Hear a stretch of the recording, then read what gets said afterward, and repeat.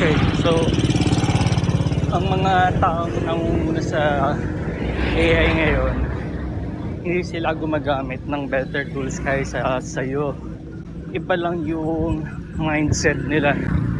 So, ito yung 9 AI skills na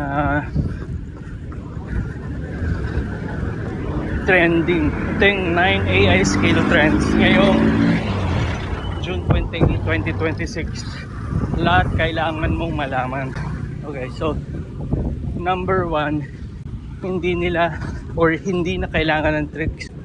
Kung noong 2023 puno ang internet ng prompt packs, haka sa doktor, haka sa lawyer. Ngayon wala na yan.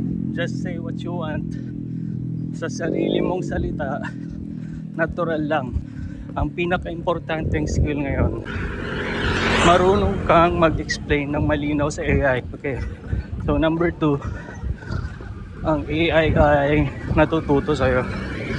Pwede kang mag-save ng paulit-ulit na gawain bilang skill. Halimbawa, may proposal ka na ginagawa tuwing Lunes, so ituro mo yan sa AI isang beses lang. Next time, isang command lang, tapos na. At sa future, ang AI ay gagawa ng sarili nitong skills, sarili niyang skills. Depende sa kung paano mo siya ginagamit. Number 3, one tool para sa lahat. So Claude Work or Claude Cowork, Codex, ito na yung mga super apps. So chat, work, research, lahat yung isang lugar. So pumili ka ng isa, aralin mong mabuti. Huwag kang paulit or huwag kang palipat-lipat. Number 4 is, ang AI ay nasa mga tools na ginagamit mo na. Messenger, WhatsApp, Gmail, Slack. Hindi mo na kailangang matuto ng bagong platform. Makikipag-usap ka sa AI doon na mismo sa tools na kilala mo na.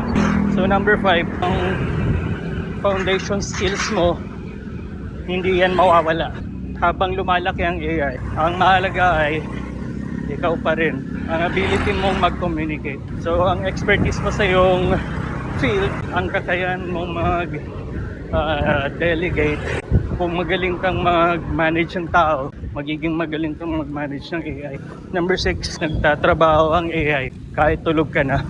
Anything na ginagawa mo sa ngayon sa AI, pwede mong i-automate daily, weekly, sa tamang oras. Sabihin mo lang, goal mo to every Monday 9 AM, then natutulog ka na.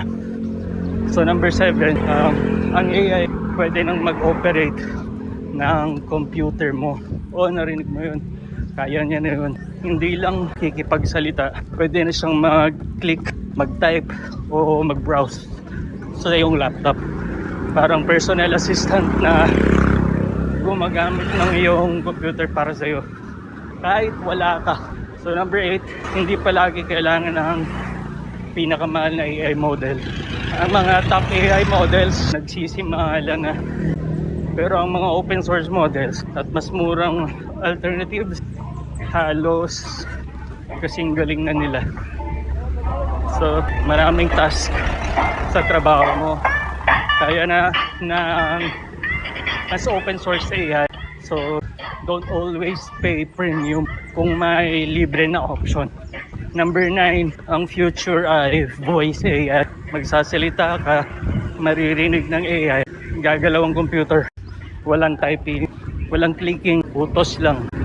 Hindi na yan science fiction na nangyayari na yan ngayon. So para kanino ba ito? Para sa teacher to na gustong magaan yung workload, o para sa mga OFW na may nagtatayo ng negosyo mula sa malayo, or para doon sa mga estudyante na walang budget pero may ambisyon. Ang AI era ay hindi para lang sa mga techie, para ito sa ating lahat mga Pinoy.